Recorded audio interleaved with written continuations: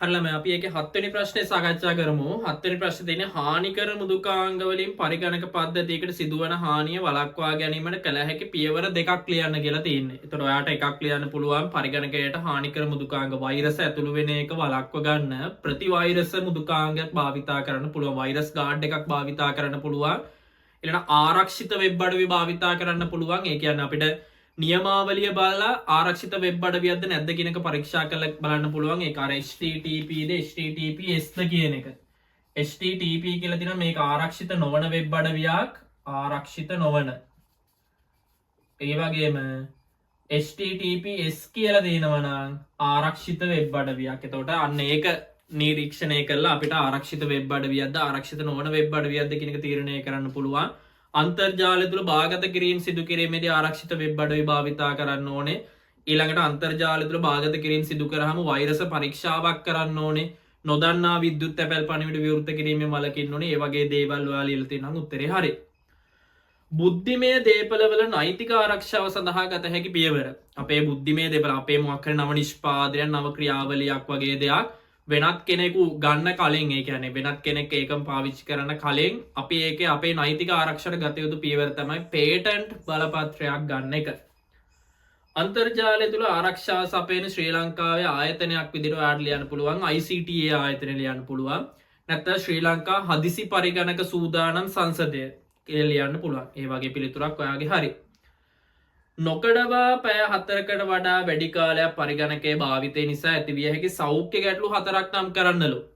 ඒතර ඔයා නිවැරදි ඉරියව්වෙන් හිඳගත්තේ නැති වුණොත් ඔයාට මාංශ පේශි සහ අස්ථි ආශ්‍රිත ගැටලු ඇති වෙනවා. ඒ වගේම යතුරු පූර්ව හා මූසිකේ නිවැරදිව භාවිතා කර නැත්නම් ඔයාට උරහිසේ සිට අතේ ඇඟිලි දක්වා ඇතින වේදනාවක්කාරී අවස්ථාවකදී අපි කියන පුනර්වාර්තිය ආදිත පීඩාවක් ඇති වෙනවා.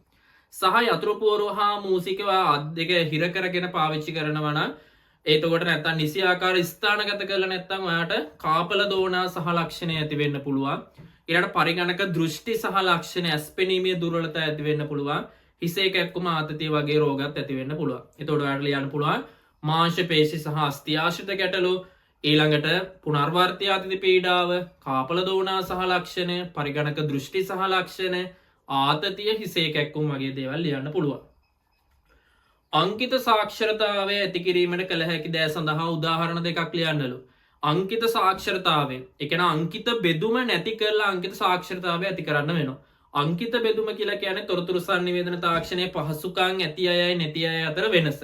ඒක නැති කරනකොට අපි කියමු අංකිත සේතු ඇති කරනවා කියලා. ඒතර අංකිත සේතු ඇති කරනම් අපි අංකිත සාක්ෂරතාවය කියන්නේ තොරතුරු සංනිවේදන තාක්ෂණය පිළිබඳව උගන්වන්න ඕනේ. එතකොට ඔයාට කළ හැකි උදාහරණ දෙකක් අහන්නේ. ඒතර ඔයාට ලියන්න පුළුවන් එකක් සහන මිලට පරිගණක ලබා දෙන්න පුළුවන්. ඊළඟට ගෙවීමේ ක්‍රමයට පරිගණක ලබා දෙන්න පුළුවන්. නැත්නම් නැනසල මධ්‍යස්ථාන, විදාතා විද්‍යා හා තාක්ෂණ මධ්‍යස්ථාන වගේ දේවල් පිහිටවලා තොරතුරු තාක්ෂණය උගන්වන්න පුළුවන්. රාජ්‍ය සහ රාජ්‍ය නොවන සංවිධාන යොදාගෙන තොරතුරු තාක්ෂණය පිළිබඳ ඔයාට අර අනුග්‍රහය දක්වන සමාගම් විදිහට භාවිතා කරලා තොරතුරු තාක්ෂණය උගන්වන්න වගේ දේවල් කරන්න පුළුවන්. එහෙම කරොත් ඔයාට අංකිත සාක්ෂරතාවය ඇති කරගන්න පුළුවන්. නූතනයේ තාක්ෂණික දියුණුව හේතුවෙන් මිනිසාගේ රැකියා අවස්ථා අහිමි වී ගොස් ඇත. මෙය හසුරු කුසලතා අහෝසි වීම ලෙස හැඳින්වේ. මේ සඳහා උදාහරණ දෙකක් ලියන්න තියෙනවා. ඒ කියන්නේ හසුරු කුසලතා අහෝසි වෙනවා කියලා කියන්නේ තොරතුරු තාක්ෂණ දියුණුව නිසා මිනිසුන්ගේ රැකියා අවස්ථා අහිමි වෙලා තියෙනවා. ඒකට උදාහරණ දෙකක් අහන්නේ.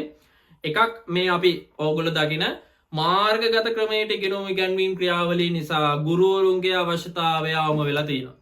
ඊළඟට කර්මාන්ත ශාලා තුළ රොබෝ තාක්ෂණය භාවිතය නිසා මිනිස්සුන්ගේ ශ්‍රමය අවම වෙලා තියෙනවා. ඊළඟට පොත්පත් භාවිතය අවම වෙලා ඉලෙක්ට්‍රොනික පොත්පත් භාවිතය නිසා පුස්තකාල වැසී යාමේ අවස්ථාවක් ඇවිල්ලා තියෙනවා. දැනුත් ඕගොල්ලන්ට මතක ඇති ඔය පත්තර වගේ දේවල්, විජය පත්තරේ, මිහිර පත්තරේ වගේ දේවල් දැන් වර්තමානයේ ළමයි කියවන්නේ නැහැ. මොකද හැමෝම ස්මාර්ට් ෆෝන් වගේ දේවල් වලට හුරු වෙලා පත්තර කියවන වගේ දේවල් අවම වෙලා තියෙනවා.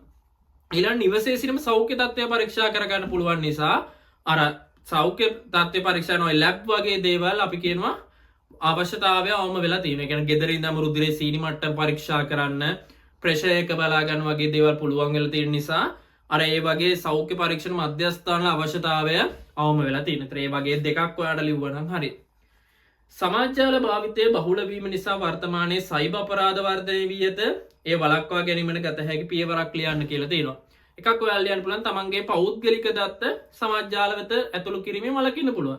තමන්ගේ තියෙන හැම පෞද්ගලික දත්තයම සෝෂල් මීඩියා තුල දාන්නේ නැත්නම් ඔයාට ආරක්ෂිතව ඉන්න පුළුවන්. ඊළඟට සෝෂල් මීඩියා භාවිතන ඔයාට පුළුවන් ඔයාට වඩා බාල ඉන්න තව යහළුවන්ව දැනුවත් කරන්න පුළුවන් සමාජ ජාල භාවිතය අතුරු ප්‍රතිඵල. ඒ වගේ දේවල් දැනුවත් කරන්න පුළුවන්. ඒ වගේ දෙයක් කළා ඔයාට සෝෂල් මීඩියා ආරක්ෂිතව භාවිතා කරනවා වඩාත් නිවැරදි පිළිතුරක් තමයි ඔය පෞද්ගලික දත්ත වගේ දේවල් සෝෂල් මීඩියා තුල පළ කිරීමෙන් වළකින එක. ඒකේ අවසාන ප්‍රශ්නේ විදියට ඔයගලන් තියෙනවා විදුලිය නිසා පරිගණක පද්ධතියේ සිදුවන හානිය වළක්වා ගැනීම ගත හැකි පියවරක් ලියන්න කියලා. අවස්ථා දෙකක් අපිට තියෙනවා විදුලිය නිසා පරිගණක පද්ධතිය ආරක්ෂා කරගන්න පුළුවන්. එකක් අනවරත බල සැපයීමක් නැත්නම් UPS එකක් භාවිතා කරන්න පුළුවන්. එතකොට හදිසි විදුලි බිඳ වැටීමකදී පරිගණකයේ ක්‍රියාත්මක වීම අර ක්‍රියා විරහිත වීම වළක්ව ගන්න පුළුවන්. කම්පියුටර් එක ඔන්න එකේ තියා ගන්න පුළුවන්. තව විසඳුමක් විදිහට සර්ජන ආරක්ෂක භාවිතා කරන්න පුළුවන්. ඒකෙන් කරන්නේ අධික විදුලි ධාරාවක් ආවොත් පරිගණකයේ අර විනාශ නොවී කොටස් විනාශ නොවී ආරක්ෂා කරගන්න සර්ජන ආරක්ෂක භාවිතා කරන සර්ජන ආරක්ෂක ඇතුළේ විලායක තියෙන. ඒතර විලායකයේ තමයි විනාශ වෙලා යන්නේ. හරි. ඊළඟට අපි 8 වෙනි ප්‍රශ්නෙට යමු.